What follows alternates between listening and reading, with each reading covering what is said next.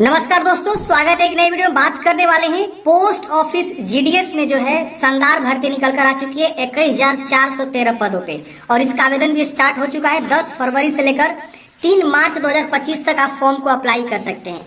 किस प्रकार से आपको फॉर्म को अप्लाई करना है स्टेप बाय स्टेप मैं आपको जो है एक लाइव फॉर्म फिल करके बताने वाला हूं, ताकि आपको फॉर्म फिल करने में किसी प्रकार के मिस्टेक ना हो और आप इजीली जो इस भर्ती के लिए फॉर्म को अप्लाई कर सके। हर एक स्टेट में वैकेंसी आपको देखने को मिलेगी।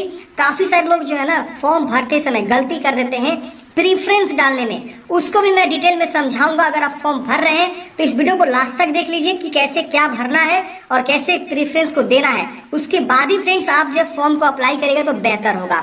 अब देखिए यहाँ पे आपको आना होगा सबसे पहले इंडियन पोस्ट GDS online.gov.in की ऑफिशियल साइट पे और यहीं से आपका जो है सबसे पहले रजिस्ट्रेशन करना है, फिर आपको अप्लाई करना है, फिर पेमेंट जमा करना है। और इसका डिटेल नोटिफिकेशन देखना चाहते हैं तो यहाँ से डिस्क्रिप्टिव नोटिफिकेशन आपको देखने को मिल जाएगा। ये देखिए आपका जो है ऑफिशियल नोटिफिकेशन है। इसमें जो है आपका लास्ट डेट जो है दिखाया गया है 10 फरवरी से लेकर 3 मार्च तक, और करेक्शन करना चाहते हैं तो 3 मार्च से 8 मार्च तक करेक्शन कर सकते हैं। इसमें 3 प्रकार के अलग अलग पोस्ट होते हैं। एक होता है ब्रांच पोस्ट मास्टर, एक होता है असिस्टेंट पोस्ट मास्टर, एक होता है डाक सेवक।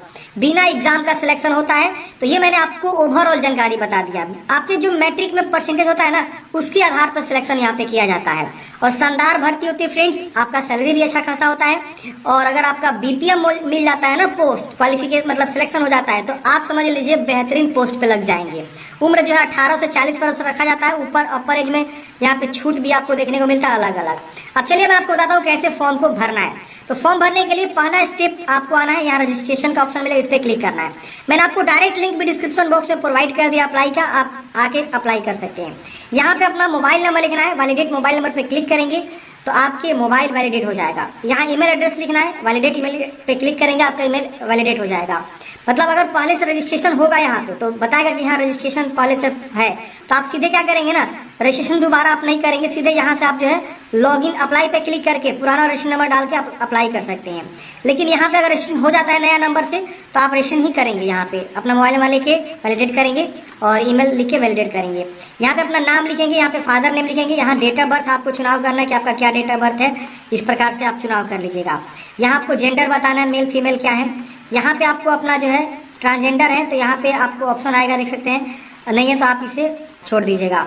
कम्युनिटी यहाँ पे आपको बताना है कि आप जनरल से हैं या EWS से हैं या OBC हैं या SC ST हैं या जो भी कैटेगरी से आप आते हैं, तो हम यहाँ पे अपना कैटेगरी चुनाव करेंगे। यहाँ पे circle in which secondary school pass, मतलब आप बताइए कि किस राज्य से आपने सेकेंडरी स्कूल यानी जो आपका 10th है वो आपने पास किया हुआ है। तो आपका जो भी राज्य से आपने 10th पास किया वो आप राज्य चूज करेंगे। यहाँ पे पासिंग ईयर बताएंगे कि 10th आपने कौन से ईयर में पास आउट किया हुआ है, यहाँ पे आपको पासिंग ईयर का ऑप्शन मिलेगा। यहाँ पे कैप्चा कोड भरेंगे, सबमिट करेंगे। देखिए जब यहाँ पे मोबाइल नंबर ईमेल आईडी लिख के वैलिडेट करते हैं ना, तो मोबाइल और ईमेल दोनों पे OTP जाता है, तो OTP को आपको वेरीफाई करना होगा। कभी कभी ईमेल पे आपको OTP नहीं मिलेगा तो आप स्पैम या जंक फोल्डर वगैरह को चेक करेंगे तो वहाँ पे आपको OTP देखने को मिल जाएगा। चलिए हम यहाँ पे सारी जानकारी को भर दिए, जैसे मैंने आपको बताया। आप कैप्चा कोड भर के हम यहाँ पे सबमिट करेंगे। सबमिट करते ही यहाँ पे बोलेगा रजिस्ट्रेशन 1 जो है आपका कंप्लीट हो जाएगा, मतलब आपका स्टेज 1 जो है कंप्लीट हो चुका है। अब आपको ओके करना है। ओके करते ही अब यहाँ पे इस प्रकार से रजिस्ट्रेशन का जो है जानकारी शो हो जाता है। आप नीचे आएंगे, यहाँ पे आपको अपना आधार नंबर लिखना होता है। हालांकि आधार नंबर मैंडेटरी नहीं है, आप छोड़ भी सकते हैं। यहाँ पे आपको विकलांग है तो यस करेंगे और विकलांगता के बारे में बताएंगे। यहाँ पे देखिए ऑप्शंस है, नहीं तो नो करेंगे। अब यहाँ पे language study in secondary school, कौन सा लैंग्वेज आप पढ़े हुए सेकेंडरी स्कूल में, मतलब मैट्रिक स्तर पे कौन कौन सा भाषा आपको जानते हैं, पढ़े हुए हैं आप। यहाँ पे देखिए काफी सारे लैंग्वेज है, मल्टीपल ऑप्शन भी है आपके पास चुनाव करने का। हिंदी इंग्लिश जो भी आप पढ़े वो चुनाव करके ओके कर दीजिएगा। अब यहाँ पे आपको जो है वेदर एम्प्लॉय, कहीं आप काम कर रहे हैं तो यस करेंगे, नहीं तो आप नो करेंगे। अगर आप कहीं काम कर रहे हो तो यहाँ पे आपको NOC देना होगा। यहाँ पे अपलोड फोटो 50 KB कम से कम साइज होना चाहिए, 200 बाई 230 पिक्सल का।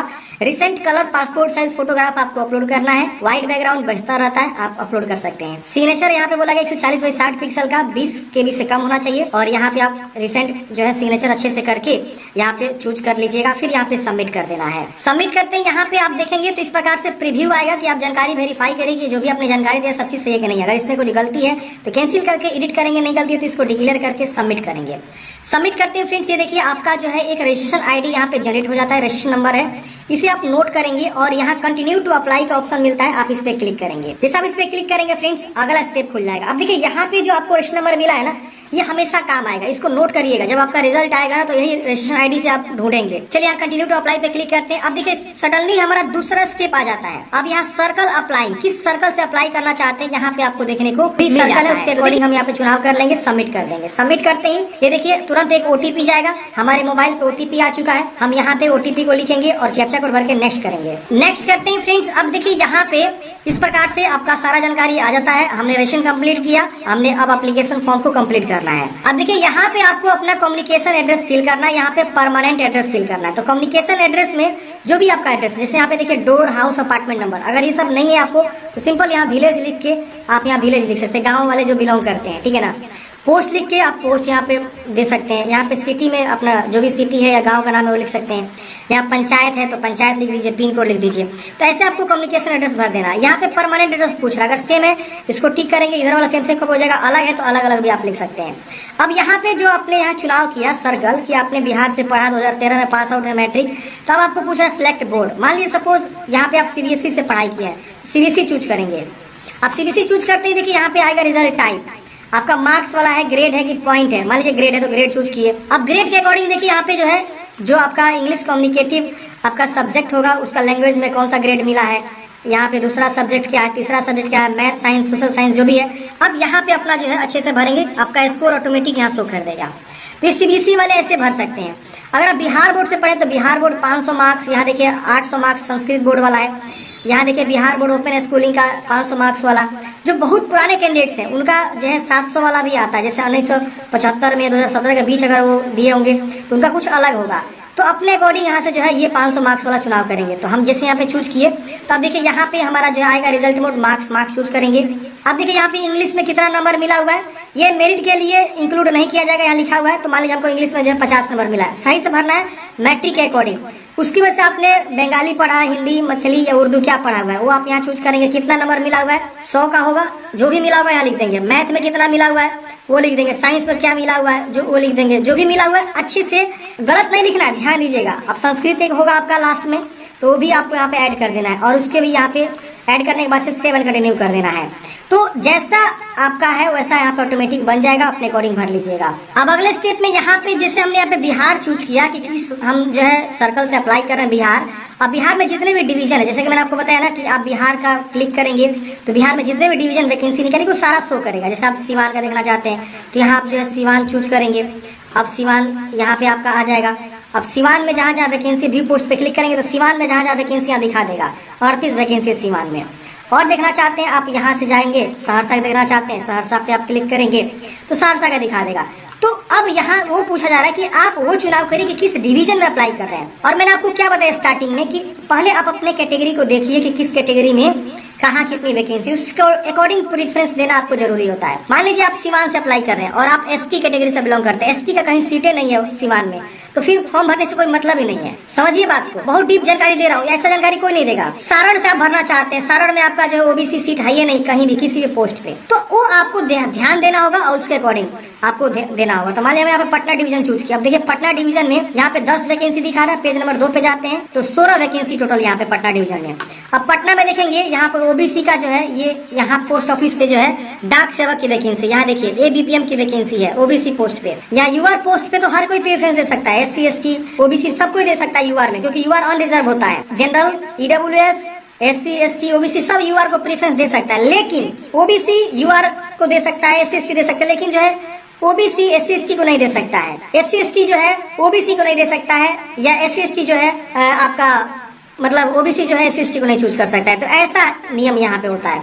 तो आप पहले देखिए कि किसका प्रीफरेंस आप देना चाहते हैं, उसके अकॉर्डिंग चुनाव करिए। मान लीजिए आप जो है सपोज एससी कैटेगरी से आते हैं, अब यहाँ देखिएगा तो पटना में कहीं पे भी एससी कैटेगरी से वैकेंसी नहीं निकला है, तो आप अगर फॉर्म भरेंगे तो मेरिट बनेगा आपका? नहीं बनेगा। हाँ, यूआर से भरेंगे तो क्या पता कंप्लीट कर पाएंगे नहीं कर पाएंगे, तो वहाँ पे बन सकता है। अगर आप जनरल से होंगे, ओबीसी से होंगे, तो ओबीसी का सीट, जनरल का सीट यहाँ पे दिखा रहा है कुछ कुछ, ठीक है ना। तो आप अपने अकॉर्डिंग प्रीफरेंस देना। अब प्रीफरेंस कैसे देना है तो देखिए, मान लीजिए सपोज बीपीएम यहाँ पे एक अच्छी वैकेंसी है। बीपीएम मतलब इन तीनों वैकेंसी में डाक सेवक, बीपीएम, एबीपीएम में सबसे बढ़िया पोस्ट जो है बीपीएम का होता है। तो बीपीएम में मान लीजिए सपोज जो है आपका यहाँ पे प्रीफरेंस पहले देना, तो इसको आप पहले दे दीजिए, ठीक है। इसको 2 नंबर पे देना है तो 2 नंबर दे दीजिए, ठीक है ना, क्योंकि ये बीपीएम हमको अच्छा है पोस्ट वहाँ पे। ये देखिए तीसरा प्रेफरेंस यहाँ पे है, चौथा प्रेफरेंस यहाँ पे। लेकिन हम अगर ओबीसी से रहेंगे तो हम पहले इसको देंगे। क्यों इसको देंगे? क्योंकि हमारा ओबीसी कैटेगरी है, समझ रहे ना। फिर हम इसको क्या करेंगे, दूसरे पेज पे जाएंगे और यहाँ देखेंगे बीपीएम कहीं दिख रहा है, बीपीएम नहीं दिख रहा है, यहाँ ए बीपीएम है, यहाँ दिख रहा है, तो हम इसका जो है तीसरा प्रेफरेंस दे देंगे। फिर इसका जो है चौथा प्रेफरेंस दे देंगे। तो ऐसे हम क्या करेंगे, दे देंगे। क्यों हम दे रहे हैं ऐसे प्रेफरेंस? क्योंकि हम ओबीसी से बिलोंग करते हैं। सपोज अगर आप जनरल से बिलोंग करेंगे तो पहले जनरल का अच्छा देख लीजिए, फिर लोकेशन पे ध्यान दीजिए। अब इसको हम 5वां प्रेफरेंस, इसको हम 6ठा प्रेफरेंस, फिर यहाँ पे देखिए एक है 7वां प्रेफरेंस, हम चाहे तो इसको दूसरा में रखते, समझ रहे ना। तो ऐसे आपको समझना होगा और प्रेफरेंस जिसको देना होगा उस अनुसार आप जो है आप दीजिएगा। फिर बाकी 9, 10, 11 ऐसे करके आप जो है दे दीजिएगा। सबको आप खाली नहीं छोड़िएगा, ध्यान रखना है, ठीक है ना। अब 13, इसको 14, इसको सॉरी एक था यहाँ पे, इसको 15, इसको 16 ऐसे करके हम प्रेफरेंस दे देंगे और इसको 17। मतलब सही से देना, गलती नहीं करना है। 16 को पोस्ट है तो 16 का ही होगा, हमारा 17 पता ना कहाँ जाएगा। एक दो हो सकता है कि एक दो रिपीट हो गया होगा, 8, 9 को देख लेते हैं रिपीट हो गया होगा। तो सही से प्रेफरेंस दे दीजिएगा। उसके बाद से यहाँ डिक्लेयर कर लेना है और सेव एंड प्रोसीड पे क्लिक करना है। जैसे सबमिट करेंगे फ्रेंड्स, आपका फॉर्म सबमिट हो जाएगा। अब आपको बोलेगा प्लीज पे द फी। अब अगर आप जनरल, ओबीसी, ईडब्ल्यू से आएंगे तो आपको एप्लीकेशन फी जमा करना होगा। तो हम ओके करेंगे। ओके करते ही हमको जो है ये आपको बोलेगा कि एक बार आप फी पेमेंट कर देंगे, रिफंड नहीं होगा। चलिए ओके करते हैं, आर यू श्योर? ओके करते हैं। ओके करते हैं, देखिए हमारा फी का ऑप्शन आ रहा है ओबीसी। हम यहाँ मेक पेमेंट पे क्लिक करेंगे। अब जैसे हम इस पे क्लिक करेंगे हमारा जो है पेमेंट गेटवे पे लेकर आ जाएगा। यहाँ पे हम जो है क्या करेंगे, पेमेंट जमा करेंगे। तो हमारे पास देखिए यूपीआई है, क्यूआर कोड का भी ऑप्शन। तो हम यहाँ पे क्यूआर कोड क्या करते हैं, चुनाव कर लेते हैं।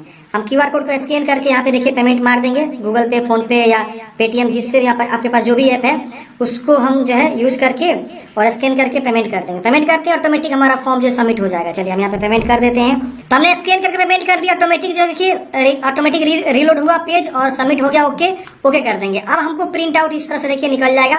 हमारा प्रिंट आउट देख सकते हैं कुछ इस प्रकार से है। हम इसका जो है प्रिंट आउट निकाल के रख लेंगे। जो भी प्रेफरेंस वो सब भी यहाँ पे आपको दिखा देगा। तो ऐसे करके फ्रेंड्स आपको जो फॉर्म को अप्लाई